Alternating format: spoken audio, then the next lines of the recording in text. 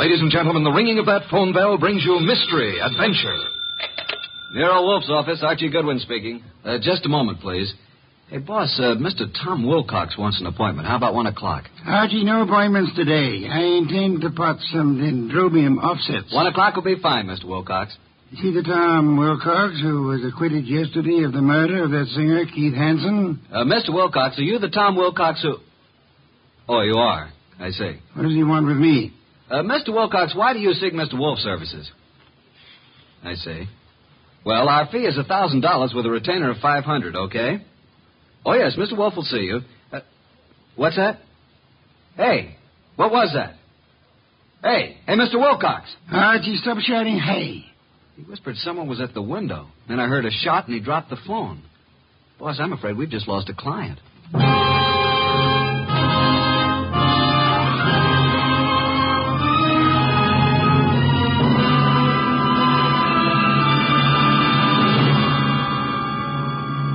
Ladies and gentlemen, it's that renowned genius who is the bulkiest, bulkiest, most ponderous, and most brilliant detective in the world. Yes, none other than that chairborne mass of unpredictable intellect, Nero Wolfe, created by Rex Stout, and brought to you in a new series of adventures over this NBC network in the person of Mr. Sidney Greenstreet.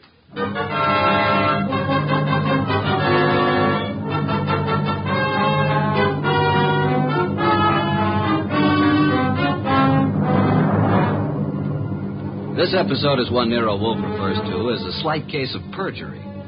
It all started with a phone call from Tom Wilcox and the ensuing shot, which I was sure had brought our newfound income to an early end. Anyway, there was the shot and... Hello? Mr. Wilcox? Hello? Well, boss, I've certainly waited long enough for him to come back to the phone. We may have just lost a nice bankroll. Nonsense, Archie. Other clients will rescue us. Now for a cold bottle of beer, Archie. We're almost out of beer. I better get over there and see what happened to Mr. Wilcox. The beer first. Nero Wolfe's office, Archie Goodwin speaking. Oh, Wilcox, you all right? Well, was that a shot? It was, huh? I'm glad it missed. Tell him to come right over here. Yeah, you dug the slug out of the wall. Well, come right over. Boss, the police never found the gun that killed Keith Hansen. No gun was found. Wilcox said he thinks he was shot at with a .32. He dug the bullet out of the wall. The murderer of Hansen must now be after Wilcox. If Wilcox is telling the truth. He was acquitted. The society gal, Mrs. Patricia Park, established his alibi, said she was with Wilcox at the time the murder was supposed to have occurred. I read the papers, Archie. Where's last night's paper? Wow, boss, look at her picture. Ooh, she's a honey. Archie, will you get me some beer? Well, if you move your arm 6 1/4 inches, you can't possibly miss it. Mr. Wolfe, this is Tom Wilcox, our new client. How do you do? Archie, the red leather chair for Mr. Wilcox. Mr. Wolfe, I'd like your aid in finding the murderer of Keith Hansen. Indeed. Why do you suppose you were shot at this morning? I gave a statement to the press last night, which was printed this morning, saying that I was going to seek out the killer of Keith Hansen. The killer obviously wants me stopped. Here's the bullet, a .32, I'd say. Why did you go to Keith Hansen's apartment on the day of his death? I went there to tell him to stay away from my sister. We had a fight. The manager came and stopped us. I told Hansen I'd kill him if he didn't lay off. The manager heard this. Then I went home. What time was that? About 8:30. The police claimed I returned to Hansen's apartment and shot him. I couldn't prove I was at home all night. It was going rough for me until Patricia Park testified she was with me at the time when the crime was said to have been committed. Why didn't you tell the police in the first place that this Patricia Park was with you? Well, that's the whole trouble. She wasn't. What? Her claim that she spent the hours from 9 till midnight with me was a lie. In fact, I'd never met the woman in my life. Have you contacted this Patricia since your release, Mr. Wilcox? Yes, but she refuses to see me. Archie, phone Mrs. Patricia Park and tell her that she must see you at once for her own good. Time is of the essence.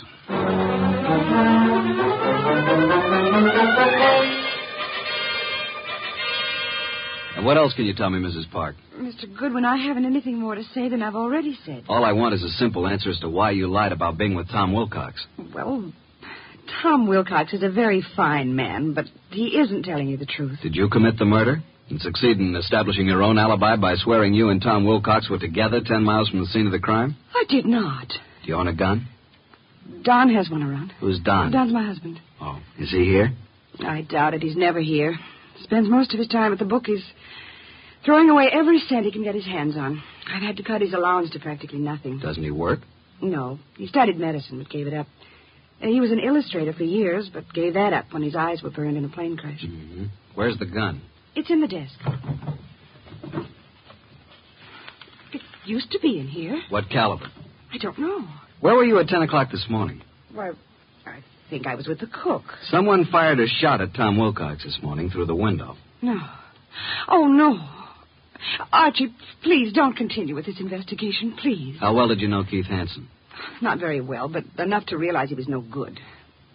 Mr. Goodwin, if you'll drop this case, I'll give you $1,000 cash. Not interested. But I am interested in learning why you lied, why Tom was shot at this morning, and why you should try to bribe me. You must stop for your own sake. How will it benefit me to step out of it? The killer tried to stop Tom Wilcox. You might be next, and he may not miss this time. Go on. Why have you been protecting Wilcox? I believed Tom Wilcox was innocent. And I didn't want him to be sentenced to die, so I lied at the trial. He told us today he'd never seen you before. That's true. But he looked so innocent, so clean and good and decent. That's not very believable.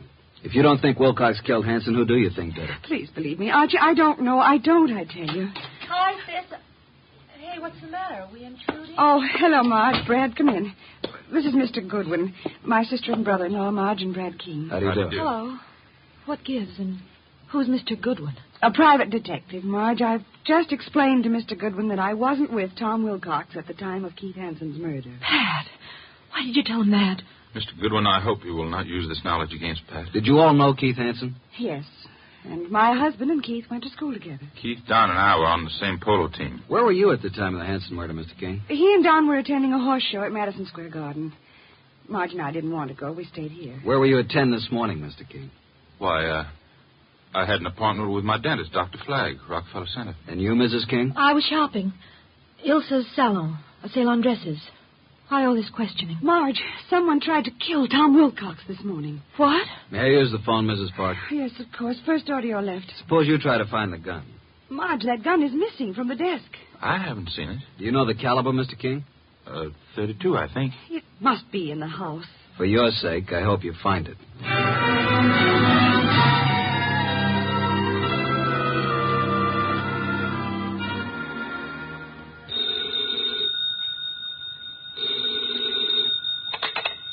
Nero Wolfe speaking. Archie, boss. You should have reported long ago. She must be very pretty. Pat Park admits she lied.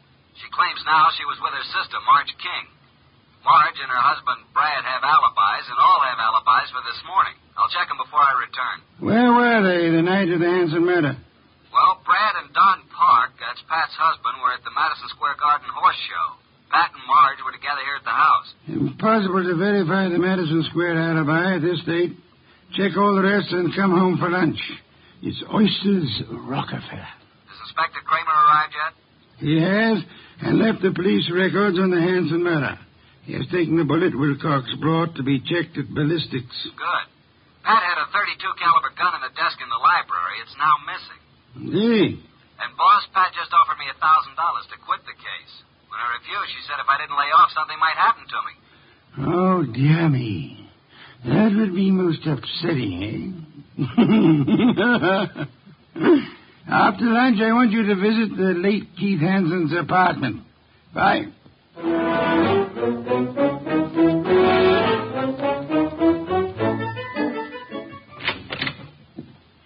Before you join the others, Mr. Goodwin, I want to talk to you. All right.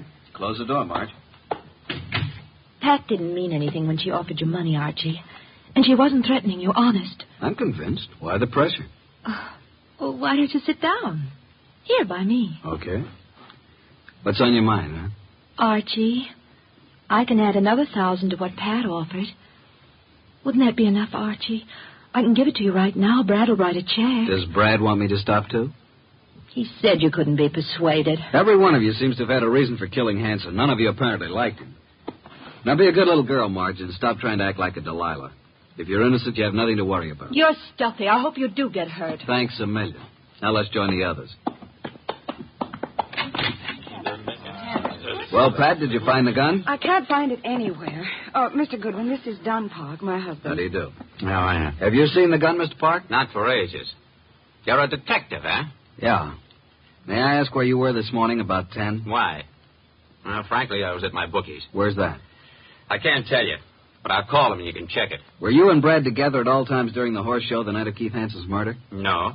Brad wandered away a couple of times, and I saw some people I knew. You know how it is. We'd meet at intervals. Archie, you're wasting your time. None of us is guilty. I made a fool of myself, that's all. Tom Wilcox was such a decent man that I hated to see him have to pay for taking Keith Hansen's rotten life. If a man's guilty, why should you butt in? You never use your head. Pat is one person who thinks of others before herself. Marge, forget it. Now you've got private detectives snooping around. What are you after, Goodwin? Who are you working for?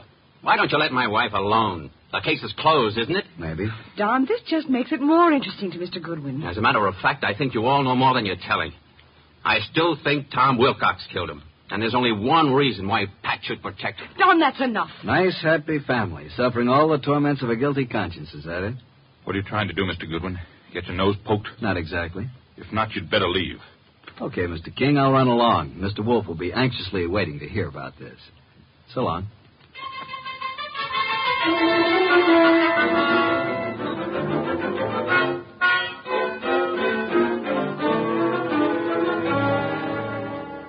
Pat Park's cook verified an alibi for 10 o'clock this morning, then. What about the other alibis? Well, Brad's dentist said that he didn't get to Brad until about 10:30. His appointments had run over. He wasn't sure if Brad was there at 10 or not. The nurse was out at that time. Marge's alibi is no good. And at mob at Elsa's, the saleswomen wouldn't have known their own mothers. Don's alibi checks if we can take the word of the bookie. Don and Pat, then, are the only ones who have alibis that checked, huh? That's right. Are these the reports Inspector Kramer brought? Mm-hmm. Keith Hansen's body showed obvious signs of battery. Lips were swollen and lacerated, clothes disarranged. Knuckles of the right hand were skinned, nose fractured. Major contusion over the right eye. The eyes were closed. .32 caliber bullet was embedded in the left chest wall. Wow, what a battle.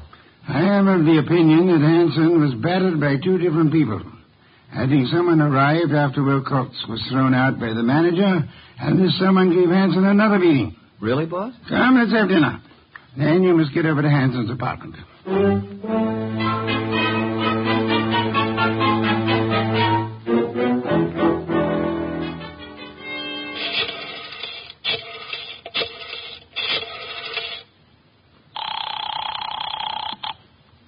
Boss? Yes, Archie? What have you found at Hansen's place? Well, the desk yielded one thing of interest, Keith's address book. And Marge's name is in there. Apparently he'd known her before she was married, when she was Marge Van Cott. I see. A married name King was added in a different colored ink. Pat's phone number's there, and of course Don's and Brad's office numbers. There are few bills, but no letters, no clues. Sure? Boss, I've combed the place, and there's no... Hey, wait a minute, I'll call you back. Who's there?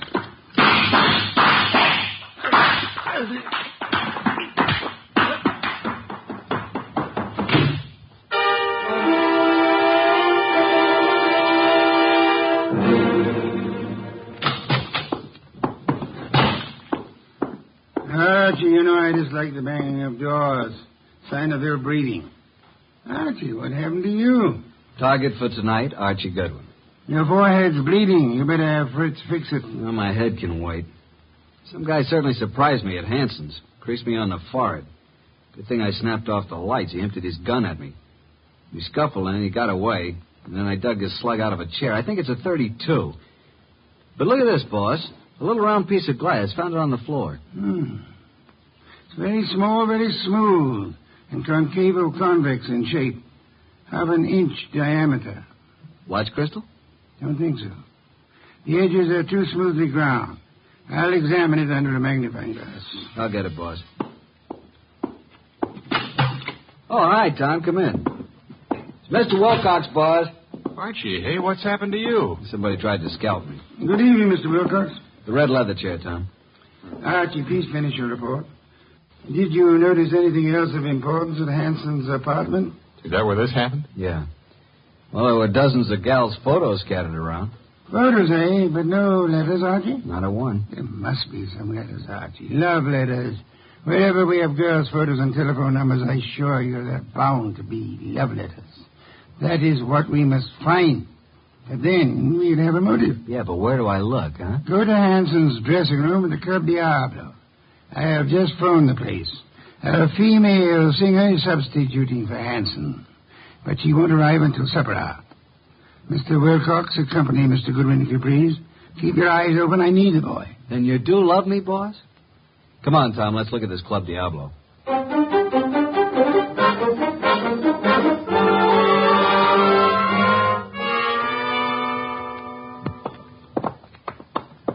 I fixed it up with a stage doorman.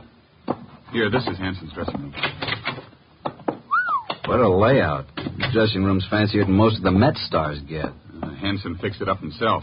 A bar, refrigerator, hot plate, television set. He could live here. Some of this stuff could be the new girl singers. I don't think so. Well, let's get to work, Tom. Take the drawers in his dressing table first. What are we looking for, Archie? Mr. Wolfe says the motive. He means letters. There's nothing here. Nothing in the desk. New singer must have cleaned it out for her things. Nothing in the books. Don't pass up that refrigerator. Nope, empty. Hey, there is something here. Back of the ice cube trays. Come here. Oh, well. Mr. Wolfe said there had to be letters, and so there are letters. Lots of them. Hey, here's one from Marge. And another. And look here. Really confidential letters from a dozen society gals. There's something else in the back. A bank book. What do you know? A singer like Keith didn't make this much. No, that kind of money didn't come from crooning. This guy Keith was really shaking these babes down. Archie, someone's coming. Listen. Quick, behind the door and grab him. Douse the lights.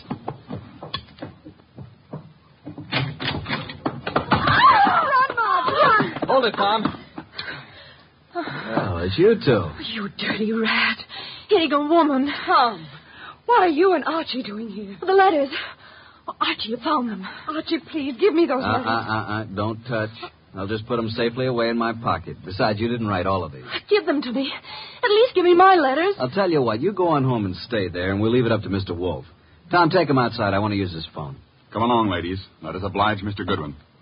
I'll meet you at the stage door, Archie. Right.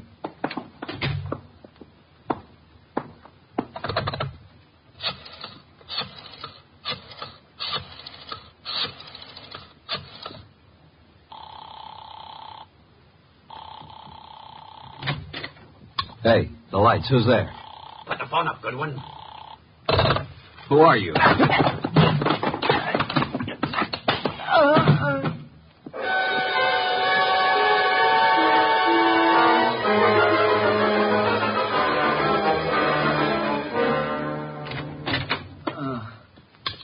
Archie, what happened? Are you hurt?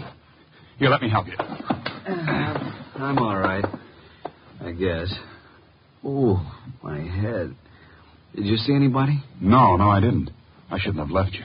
Turn out the lights before I saw him. He whispered. Got away with all the evidence. Where are the girls? I sent them home in a cab. Well, let's get over to Mr. Wolfe. This is tough luck.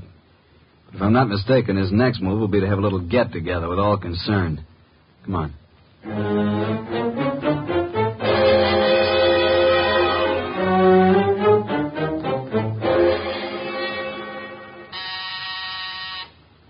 Archie, the door, our guests are arriving. Excuse me, Tom. Come in, Inspector Kramer. Goodwin. Good evening, Inspector.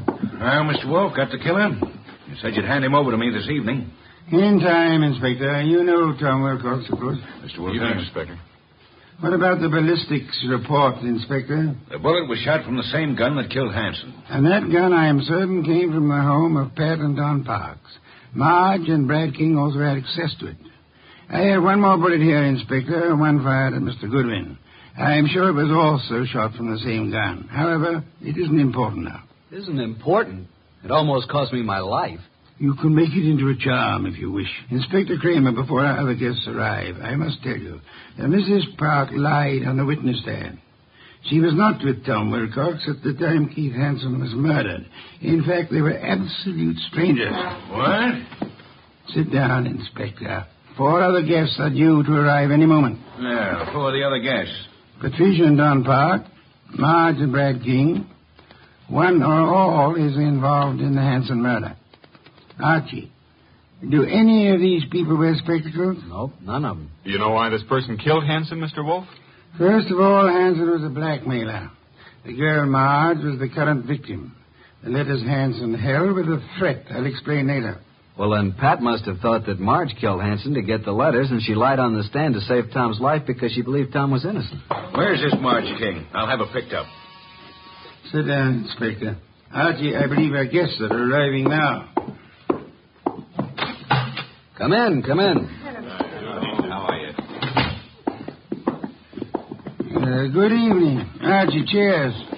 Inspector Kramer, Patricia and Don Park, Marge and Brad King, and this is Tom Wilcox. We met at the Club Diablo this afternoon. All right, Mr. Wolfe. Which one is it? Patience, Inspector. One of these 5 people is the murderer of Keith Hanson, a killer. What is this nonsense? Please sit down. Mr. Wolfe speaking. Go ahead, boss. Any one of you had sufficient motive to have committed the Hanson murder. Not one of you has established a bona fide alibi. You who are actually innocent must tell the truth, or you should all suffer as accessories after the fact. Mr. Wolfe, you're wasting your time. Marge, several years ago, you were secretly married to Keith Hanson. It lasted but 1 week. You gave Keith the money to get a divorce from you at Mexico. He didn't, which made you a bigamist when you married Brad. Keith was all set to blackmail you. He knew your husband, Brad, was wealthy. Marge, is this true? Yes. Oh, please, Brad, I thought he got the divorce. If I'd known that, I would have killed Hanson myself. Maybe you did kill him. One moment, Inspector. Patricia, you lied on the stand to protect Tom Wilcox here because you believed your sister Marge was guilty of Hanson's murder. Why did you believe her guilty? Were you at the scene of the crime? Marge, it's time to tell the truth and clear all this up. You won't be satisfied until you're in jail. Will you shut up? Quiet, please. Go ahead, Marge. All right. Keith Hanson was shot from the bedroom while I stood talking to him in the living room. You went there to buy back your letters? Yes, Pat drove me to his apartment. There was no place to park, so she said she'd drive around the block until I came out. That's why she's never been sure whether I killed him or not. That's right. Because I feel I might have shot him if I'd been in your place. Because of what Hanson did. What was it he did? Keith Hanson demanded $10,000 in exchange for the letters. Pat loaned me the money, so Brad wouldn't know. What? Is that true, Pat? You loaned her $10,000? I got to Keith's apartment about 9:30. He looked awful. He obviously had been in a fight. The room was mussed up and his nose was bleeding. Yes, go on. He went to the bedroom to get the letters and came back saying they were gone. I didn't believe him. Keith said he knew who had taken them and he'd have them back by morning. He grabbed the money from me and put it in his pocket. He was just about to tell me who took the letters when there was a shot from the bedroom door. Keith Hanson fell to the floor, but I didn't see anyone. I wanted to get my money from his coat pocket, Pat's money, but I couldn't touch him. His staring, wide-open eyes were horrifying. I ran. Poor baby, why didn't you tell me? I think you're lying, young lady. You took the gun from your sister's desk, and when Keith Hanson didn't produce the letters, you deliberately shot him. You didn't even offer him any money. You kept it yourself. No, I didn't. Oh, Pat, don't believe him. Inspector Kramer, she's innocent. I know who did it. Oh, no, Brad, stop. Oh, Brad, what do you say? All right. Break it up. Yeah, so do I know, Brad. That's why you left the horse show. I thought you were guilty all along. All right, Inspector. Now you know. I don't get this, boss. Inspector, ladies and gentlemen, please. First, which of you had some medical training? Medical training? Oh, Keith Hanson and I both went to medical school. Why? That is most enlightening, Mr. Park. Marge and I were nurses' aides during the war. And perhaps you can interpret this medical phraseology for me. These few lines from this little medical book. Archie, hand it to Don Park. Will you read it, please? Top of page 75. It says the form of pernicious anemia commonly found in the human is... Now, Don, hold your hand over your right eye and read on. What? Also common to the many lower... Now, cover the left eye and read with the other. What is this? Go ahead. Many lower animals and this light isn't so good. Step close to me. Yes, thank you. Mr. Park, here is the contact lens for your right eye. I'm sure you've been tremendously handicapped without it all day. Inspector Don Park is your murderer. Don't move, Park. Keep away, I warn you. Drop that gun, Park.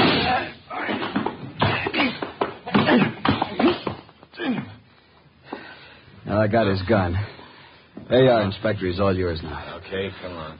Okay, Goodwin. But I'll get out of this. You trapped yourself, Don, by your contact lens. It dropped from your eye during the scuffle with Archie in the Hanson apartment this afternoon. And the gun Archie just took from you is undoubtedly the murder weapon. And the gun that fired the bullets at Wilcox and Archie today. Hey, Tom, are you all right? There's blood on the side of your head. Just grazed my scalp. You and I must have hard heads. Well, that's that. Thanks so much, Inspector, for dropping in. Come again, won't you?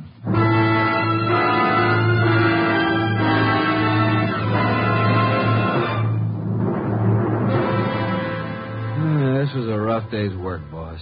Some beer, Archie, please. Right. Hey, what was that business about the medical training?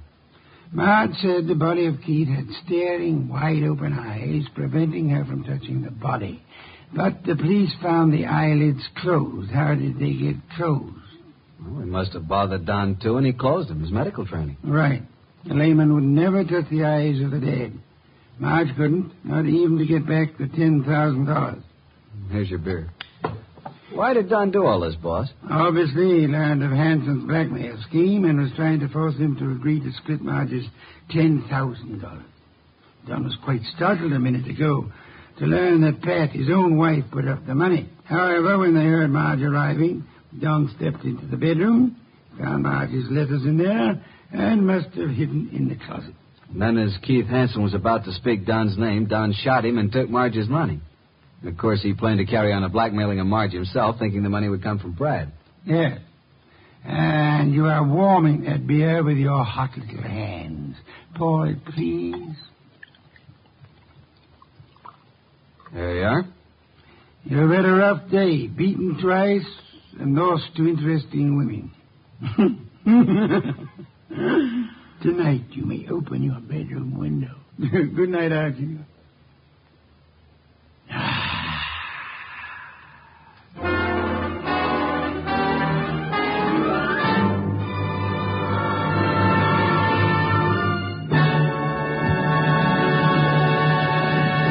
You have been listening to The New Adventures of Nero Wolfe, starring Sidney Greenstreet.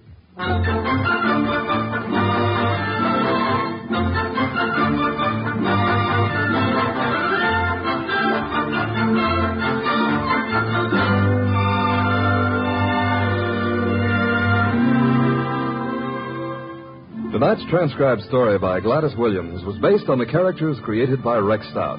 This is an Edwin Fadiman production, produced and directed by J. Donald Wilson. In the cast were Harry Bartell as Archie Goodwin, and Mary Lansing, Gene Bates, Paul Marion, Barney Phillips, Ken Peters, and Bill Johnstone. Next week at this same time, Nero Wolfe and Archie will bring you The Case of the Lost Heir. Don Stanley speaking. 3 chimes mean good times on NBC.